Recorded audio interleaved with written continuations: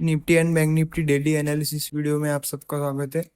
कल हमने क्या डिस्कशन किया था बैंक निफ्टी के बारे में, और उसकी बेसिस पर बैंक निफ्टी ने आज किस तरह से मूवमेंट दिया, हम एक बार फिर से रिवाइज कर लेते हैं।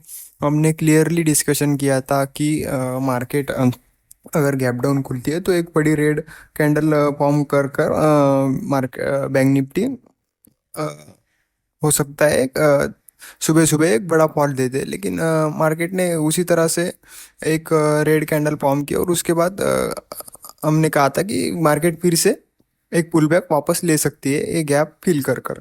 मार्केट ने एग्जैक्टली इस गैप को फिल किया, और उसके बाद मार्केट वापस से इस चैनल में आ चुकी है। तो अभी आगे हम किस तरह से ट्रेडिंग कर सकते हैं बैंक निफ्टी में, उसके बारे में देख लेते हैं। ये रेंज तो बरकरार है अभी भी।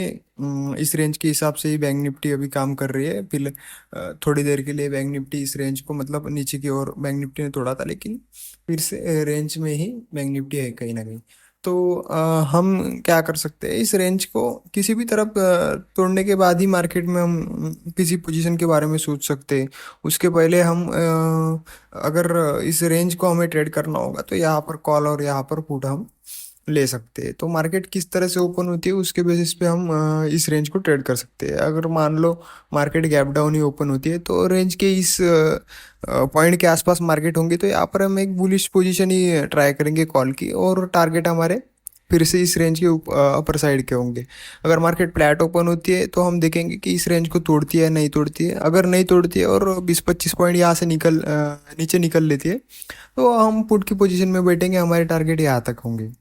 तो बैंक निफ्टी में बड़ा ही इजी इजी सिनेरियो फिलहाल तो नज़र आ रहा है। बैंक निफ्टी एक रेंज में है, रेंज के टूटते ही हम मार्केट में किसी बड़े मूव के बारे में सोच सकते हैं।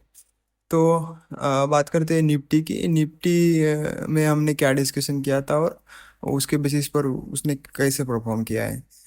निफ्टी भी गैप डाउन ओपन हुई थी, और निफ्टी में भी हमने कहा था कि गैप डाउन के सिनेरियो में मार्केट एक बड़ी सी रेड कैंडल बनाकर इस गैप को फिल कर सकती है। मार्केट ने एग्जैक्टली गैप को फिल किया है, और वापस से पुल बैक लेकर मार्केट इस रेंज में फिर से आ चुकी है।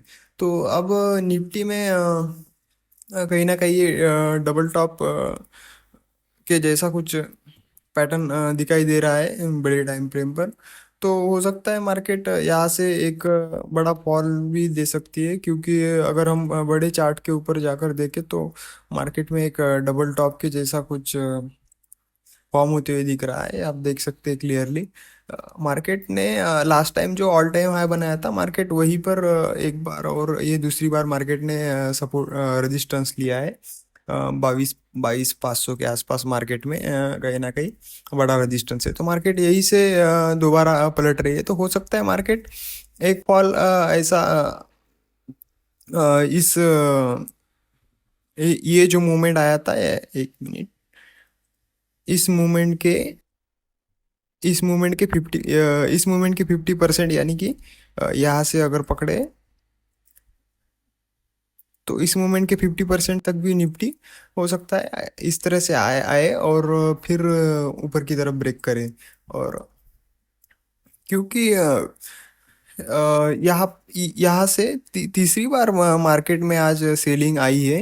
हो सकता है कि ये सेलिंग एक्सटेंड हो सकती है, क्योंकि इतनी बड़ी तेजी के बाद मार्केट एक तो टाइम वाइज या प्राइस वाइज करेक्शन दे सकता है, क्योंकि मार्केट ने लगभग लगभग 21,700 से 22,500 यानी कि लगभग लगभग 800 पॉइंट की तेजी मार्केट ने दी है। तो हो सकता है 200-300 पॉइंट का करेक्शन मार्केट और दे सकती है, या तो मार्केट इसी रेंज में यहीं पर रहकर कुछ दिन बाद इस रेंज को ऊपर की तरफ तोड़ सकते हैं इलेक्शन वगैरह के हिसाब से।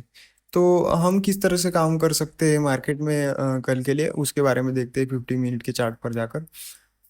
तो मान लो अगर निफ्टी यही कहीं गैप डाउन ओपन होती है, ये लेवल है 350, जहाँ से आज मार्केट ने सपोर्ट लिया है। अगर 350 के आसपास अगर निफ्टी ओपन होती है डायरेक्टली गैप डाउन होकर, तो यहाँ पर हम इमीडिएटली कॉल की पोजीशन लेंगे। हमारे टारगेट फिर से इस चैनल के ऊपरी रेंज तक यानी कि 500 तक मार्केट में टारगेट देखने को मिल सकते हैं 150 पॉइंट के। अगर मार्केट मान लो गैप अप ओपन होती है तो गैप अप के केस में हम यहाँ पर देखेंगे कि मार्केट यहाँ पर सस्टेन कर रही है या नहीं कर रही है।